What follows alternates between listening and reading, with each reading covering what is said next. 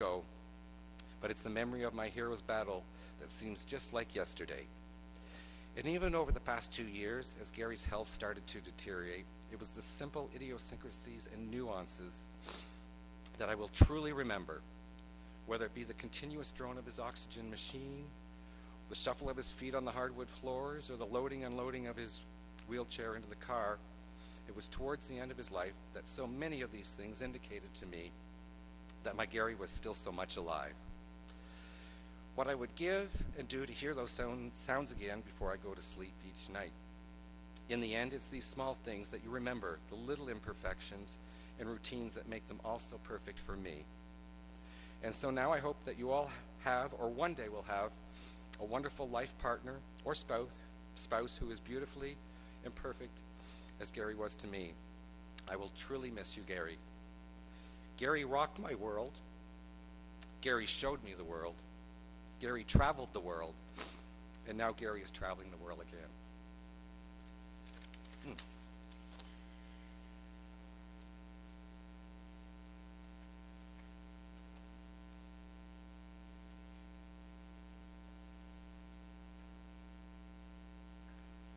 Linda Mikas, a co-worker and treasured confidant of Gary for the last 35 years, would like to honor the memory of her dearest friend.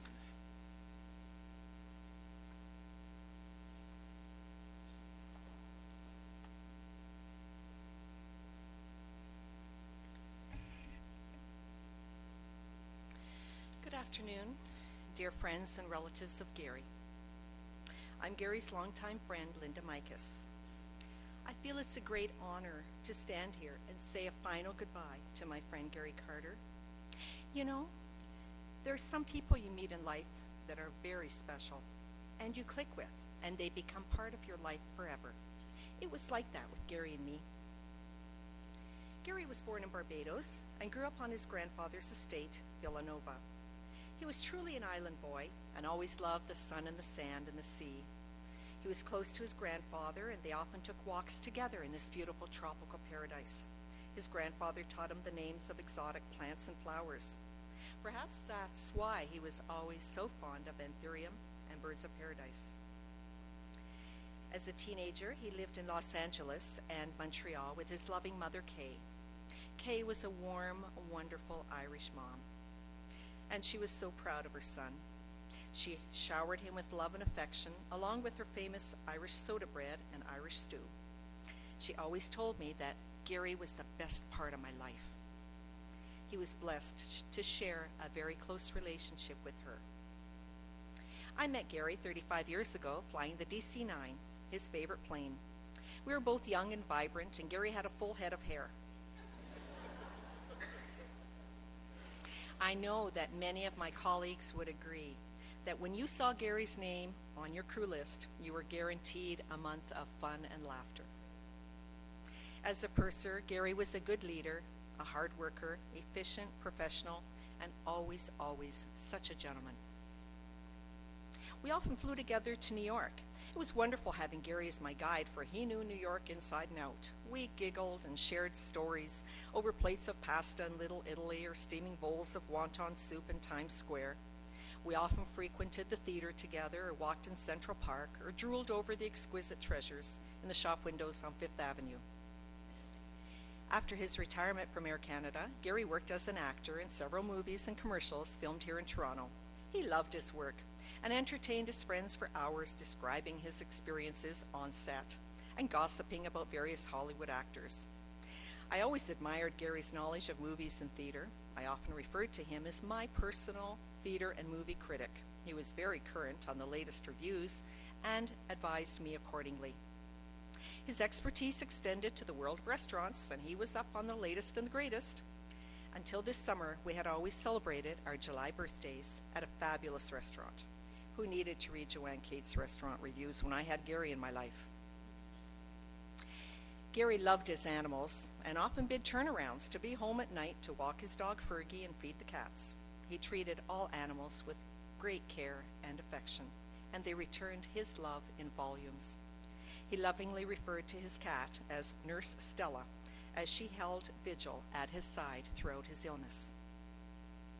Anyone who had the good fortune of spending time with Gary can attest to his wit and good humor. He loved to laugh, and more importantly, he loved to make others laugh, something he accomplished with great ease. He was always a welcome addition at my dinner table, as he regaled guests with his stories and tales full of embellished details.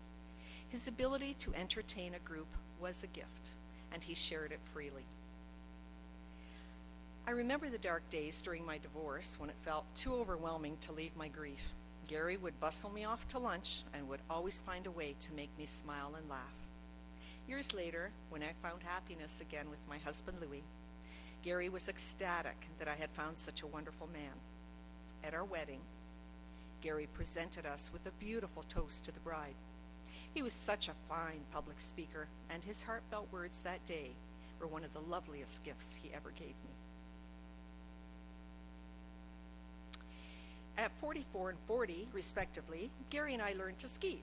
At first, we were cautious, fraidy cat skiers, and were most happy repeating our familiar runs.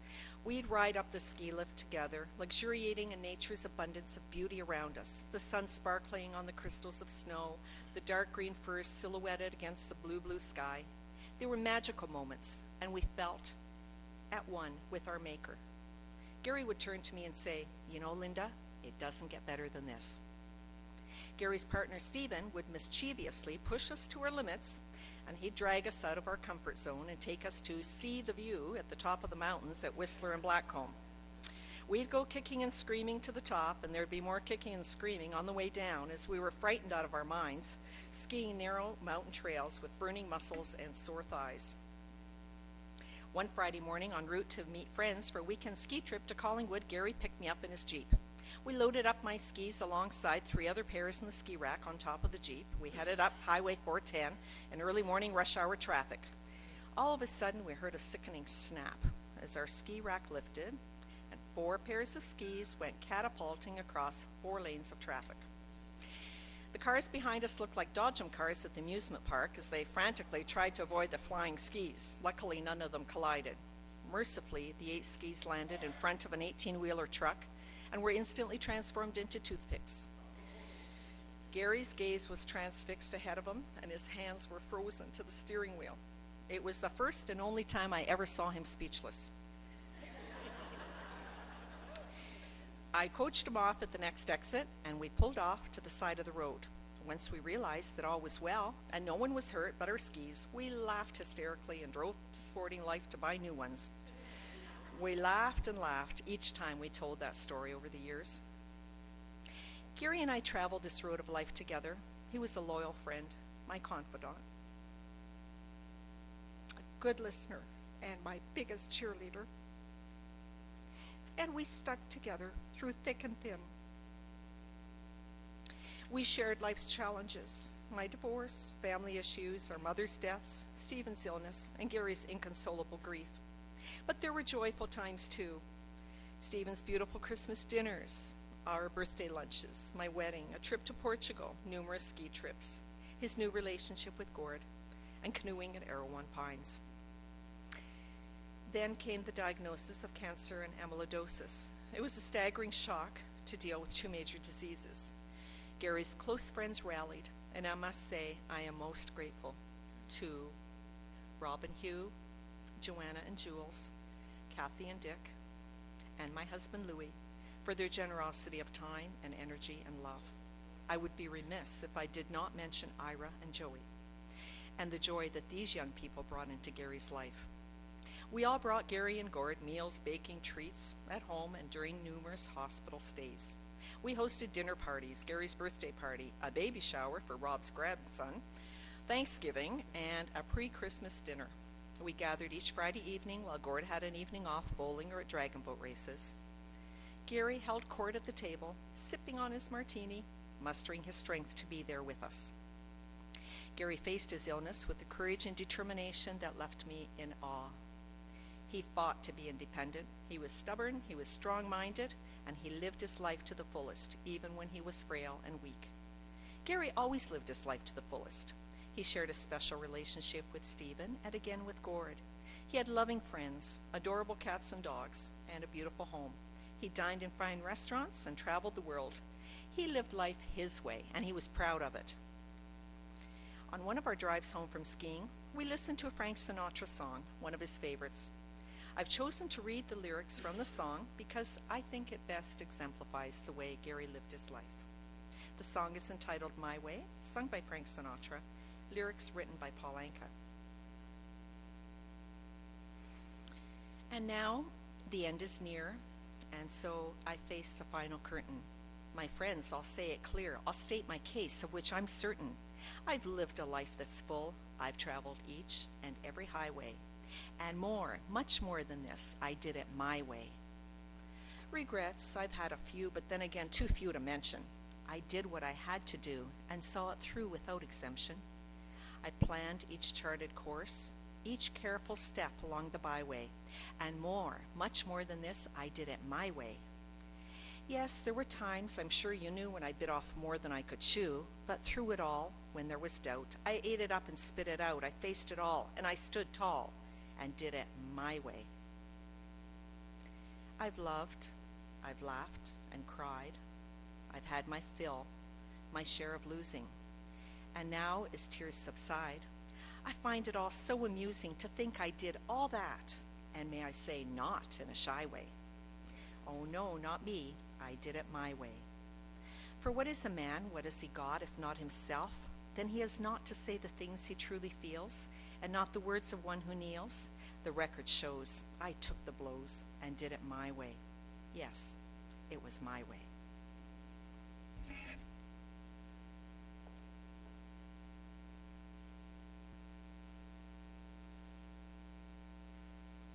Joanna Sloan, Stephen Mark's cousin, and family to Gary through the two Marks decades and the ensuing 6.5 years since Stephen's passing, is our next speaker. Joanna.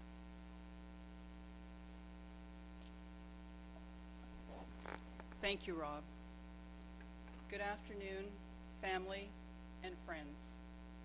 I'm honored to be here today and to have the opportunity to speak to you all about Gary. A wise person once said that good friends are the family that you have the privilege of choosing.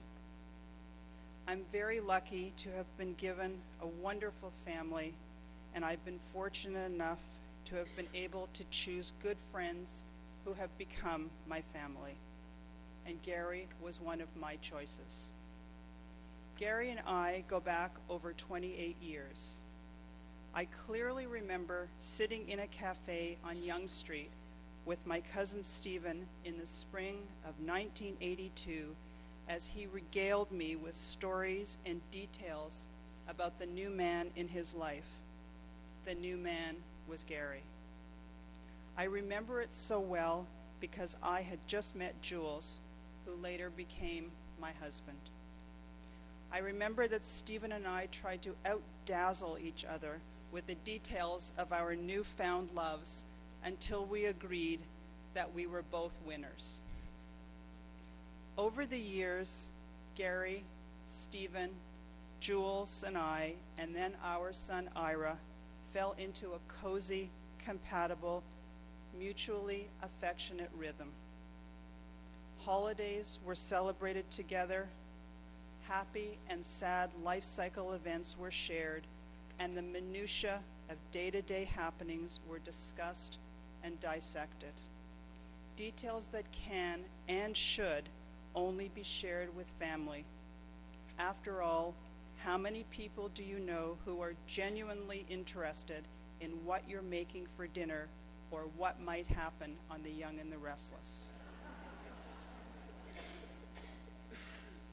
But, like in every family, sometimes the details were difficult to talk about, never mind to deal with. Illness, job change, aging parents, death. I believe that it was the balance between all the silly, inconsequential things and the weighty, serious ones that was the basis for the solid relationship that we built over the years. Life with Gary was never dull. Things for him were never ordinary. He was a man of superlatives.